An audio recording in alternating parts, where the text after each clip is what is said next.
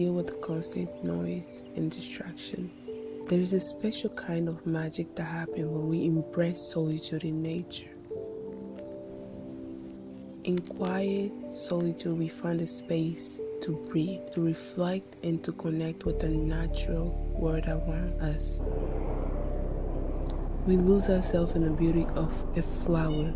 We realize that being alone doesn't mean being lonely. It means being in harmony with our own thoughts and emotions. In nature's embrace, we discover the freedom to be ourselves, to run, to laugh, and celebrate the simple joy of existence. Because in nature, you realize that the creator of nature has created this to make you happy.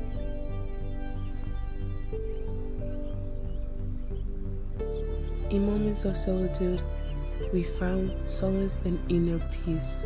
The worries and burden of daily life melt away, replaced by a profound connection to something greater.